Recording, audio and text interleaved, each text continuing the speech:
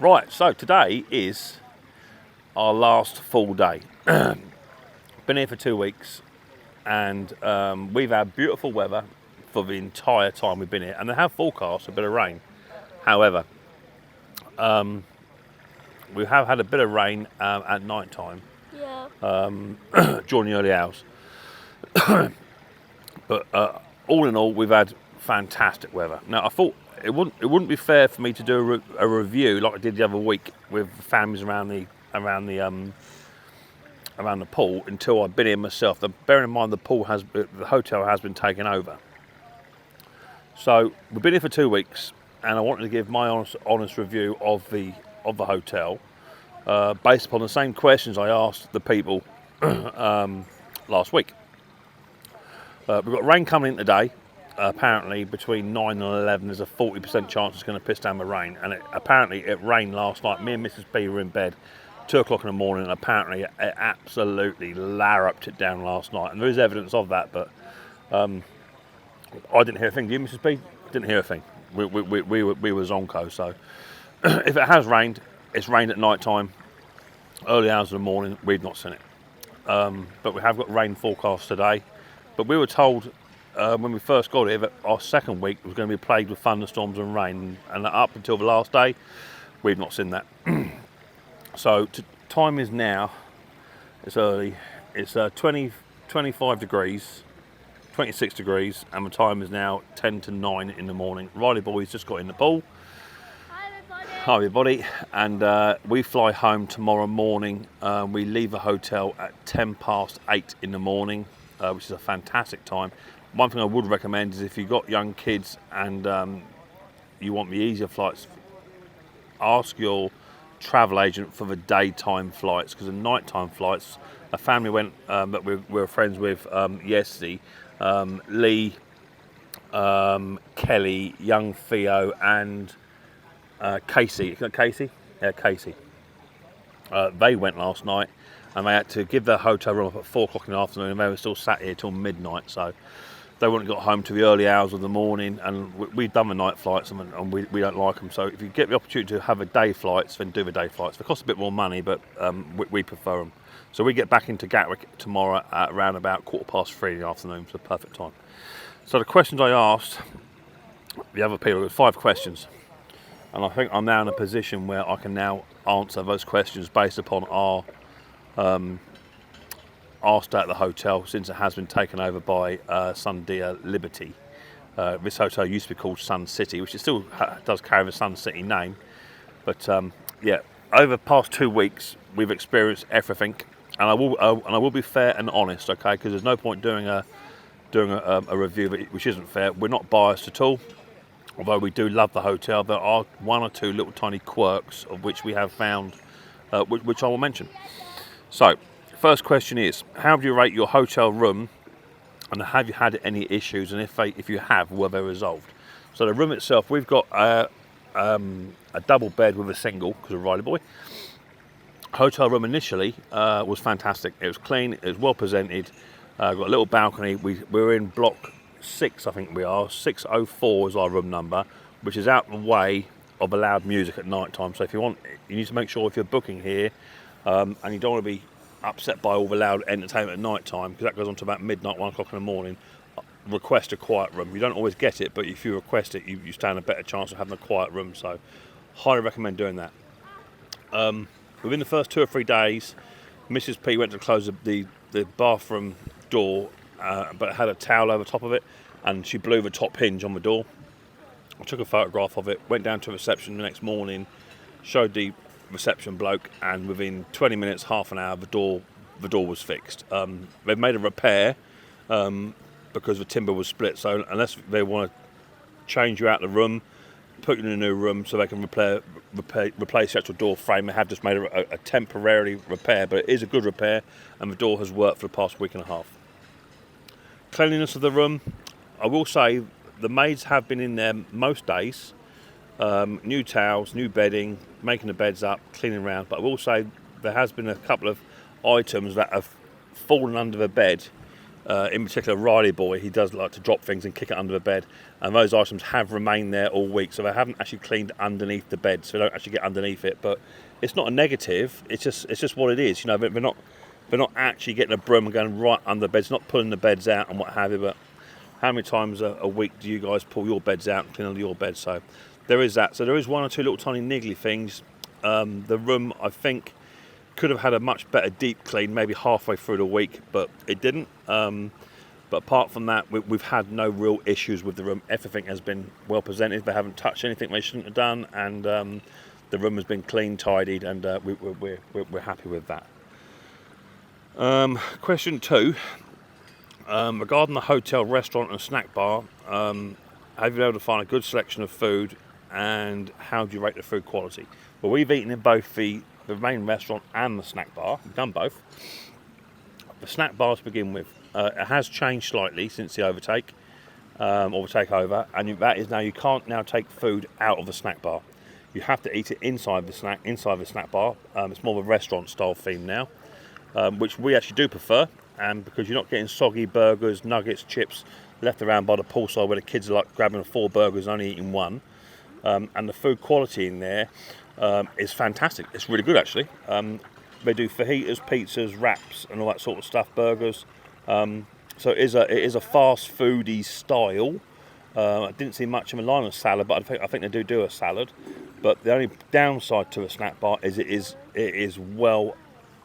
too small. It's too small for the size of a hotel, and they're only using about half of the front half and not using the back half of it. So if they use the back half of it, I think it would do better, but the kitchen then would probably be overwhelmed because it's a very, very small kitchen in there, and that's probably why they're only using half of that, because they would never be able to keep up with demand. So there is a bit of a queue, a bit of a wait at certain parts of the day if you want to use the snack bar. The main restaurant, in my opinion, as long as you're not a really, really fussy, picky eater, there's something for everyone. Everything is covered in an oil or in a seasoning, and if you've got a bit of a sensitive tummy, you may struggle with that. Morning, guys. How you doing? We're doing fine. It's Good. our wedding anniversary. Wedding anniversary. Happy anniversary. Happy anniversary. So, morning. All right. Yeah, doing good. So the main restaurant, it's good. It is good, and as long as you're sort of open to eating the way they eat, Mediterranean style diets, without a doubt, it does help. But there is an over oiling. I don't think that is Mediterranean. I think that is purely because they're cooking on a mass scale. If they were just cooking for 5 or 6 people, I think it'd be different. But because they're laying out big, I'll give you an example. The roast beef last night was absolutely beautiful, but the roast beef did have a little tiny oily glaze on it, which I'm not used to having on my roast beef. But then that roast beef was in a dish with about 300 other slices of roast beef, so it is all cooked en masse. And I'm guessing if you don't put that all in, the meat's going to dry out. But the meat just fell apart in your mouth. We had a full roast dinner yesterday, including all the trimmings, including Yorkshire puddings. There's always fresh salad available, and the food, in my opinion, yes, it's a good solid 8.5 for food quality and freshness. I think it's right up there for a 4-star hotel. It's right up there. Lots of people have been complaining about the food because they just can't find nothing to eat. I think it's just because they require a more simpler diet. They don't always like stuff with like roasted vegetables in it and that sort of stuff. They just prefer your standard steak and chips. I've not seen fish and chips. I've not seen steak and chips. It seems to be at the restaurant. It is a themed night. So every night you come in, and it will rotate week to week. It's Asian night, Mexican night, Latino night, Chinese night, Indian night, that sort of stuff. So it is themed, but that's only about 45 to 50% of the food, and the rest of the food is your traditional Turkish stuff or your standard English stuff, of which you can find. So the food in itself is tasty, it's good, I like it, and yes, very nice indeed. So yeah, I'll give that a good solid 8.5 out of 10. Hotel entertainment, both poolside and at night time. And we found that we haven't done no entertainment at night time, although we have heard of it. I don't think the entertainment is all that. I don't think. I've been to other hotels before, and it all seems to be much the same. You have a belly dancer and a break dancer that tour the resorts throughout the season, and they go to all the hotels and do that sort of stuff. So I think if you've been here once and you come in the following year, then you'll find the entertainment to be the same. And that's why lots of people don't do the entertainment anymore, because there's nothing much new coming in. But from what I'm hearing, people are enjoying it. It doesn't go on till super late at night, 3:30 in the morning, nothing like that. If you have got a room that is like just behind me here, then you're going to be affected by that noise. So that's why you need to request a quiet room if you want to do so. So maybe that could be something maybe the hotel could think about in the future, is where to actually have the entertainment. It would be maybe quite a good idea to actually have the entertainment inside the restaurant. If they move the tables, you could have it all way over there. There's no rooms over there, I don't believe, so that could be quite a good thing to do. Maybe you could do that, I don't know. So entertainment poolside is okay. They do water polo, they do water aerobics, they do darts, they do the poolside party on a Monday. It's not overpowering in any way, shape or form. I think it's the right volume. If you're coming on holiday, you don't want to be interrupted every 15 minutes by someone trying to get you to play bingo or someone trying to get you to do that. I want to be able to relax with my family, enjoy myself. So I think the poolside entertainment is good, and the entertainment staff do work very, very hard. So that's all good. Let's talk about the pool sunbeds, and the pool. Is it adequate for the size of a hotel? Yeah, so at the poolside there's around about 300 beds, I'll say 350 beds.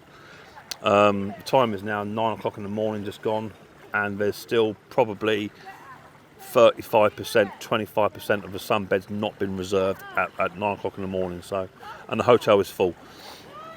I think there is an element where people are coming down, putting towels down, going out for the day, and not getting back until about half past 3 in the afternoon after an excursion trip, and then claiming their sunbeds when they come back. I think that happens, but nothing's been done about it. I know other hotels where if the sunbed's not being used within about sort of 2 or 3 hours, then they actually remove the towels. But it's not happening here. But it's not overpopulated. It seems to be that there is enough sunbeds for task. The pool, you have the main pool and the splash pool for kiddies. You also have an adult only pool here as well, and you also have an indoor pool as well, which the indoor pool have not been used. I don't know why you want an indoor pool anyway. I would never use it. The adult pool seems to be fine if that's the sort of thing that you want out of your holiday, to be sat around with other adults nice and quiet. I get it, I understand it. It's not for us. But this main pool is plenty big enough for everyone, even on a pool party. And the water polo, that only lasts about half an hour, and then the water polo is finished. So you may have to go down the deep end, which is a bit of a problem if you've got kids. I can't swim. Pardon me, I'll bring on about a cough in a minute. You have to go into the splash pool, kiddies pool. So apart from that, you may have to come out, sit on the sunbed for half an hour, watch a water polo, and vacate your spot in the pool whilst that happens. But it's not been a massive issue for us. Oludeniz strip excursions and what the price is like. So we've done the cable car. Bearing in mind we've been to Turkey loads of times before. So we have done pretty much all the excursions there are to do. This year we've done the cable car excursion up to the top of the mountain, Babadag Mountain. And we've also done the 6 Island boat cruise. We like doing that. The 6 Island boat cruise, we paid about 90 quid for the 3 of us, and was out from 10:30 in the morning till 4:30 in the afternoon to include lunch. There's a separate video on that. Thoroughly enjoyable day. They looked after us and what have it. It's beautiful. The cable car we booked through with Tweety, that cost us £45 for the day. I think it was slightly overpriced from what I'm seeing. You buy a ticket on the day, but don't forget we're trying to support Tweety in the excursions.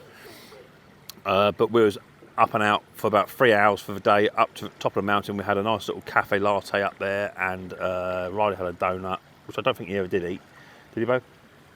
He didn't. And we sat and looked at the view for about an hour, and then it takes you about 20 minutes up, 20 minutes back in a cable car, so yeah, no problem there. Well worth doing. If you get the opportunity to go on a cable car, then do so. So the prices do vary. If you book for an excursion through your holiday rep company, you're going to pay more. That seems to be the obvious. You're going to pay more. It pays to, like anything in Turkey, to come down to the strip and barter your price for your excursion.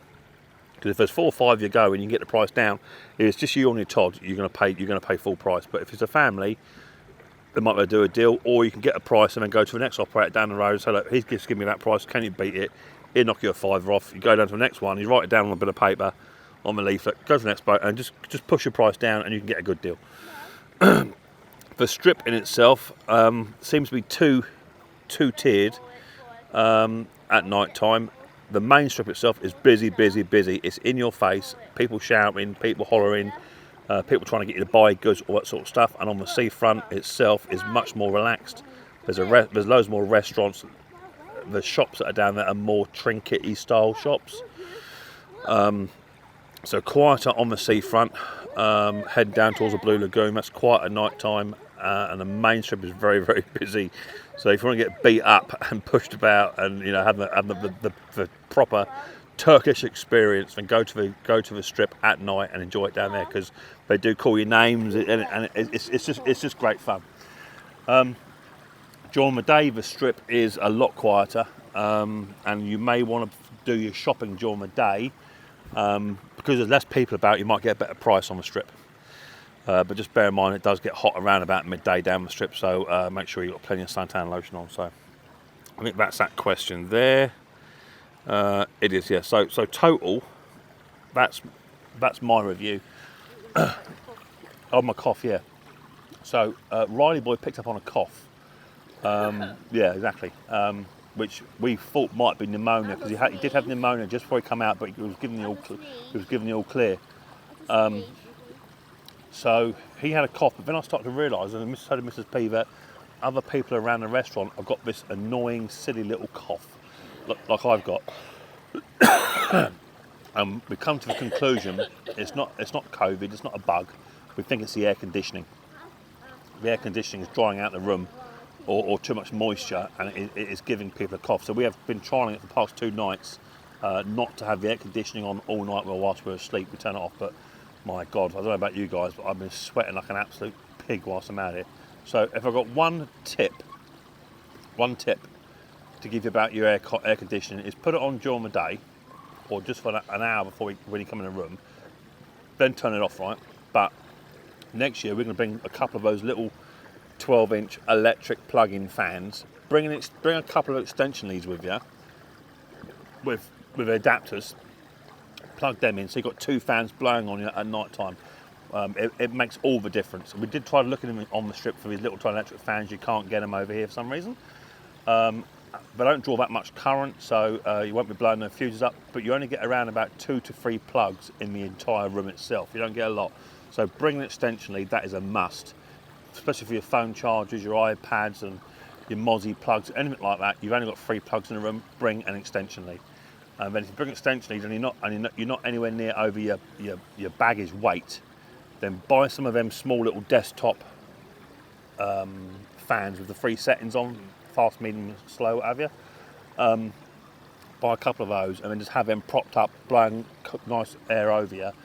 It might be better than the aircon running all day. I've got the cough, and there's about 30% of people in this hotel have all got this cough, and it seems to be, everyone I ask, they all reckon it's the air conditioning that's doing it. So I'm not saying the air conditioning is not working right. I'm not saying we're not cleaning the filters out. That's not what I'm saying.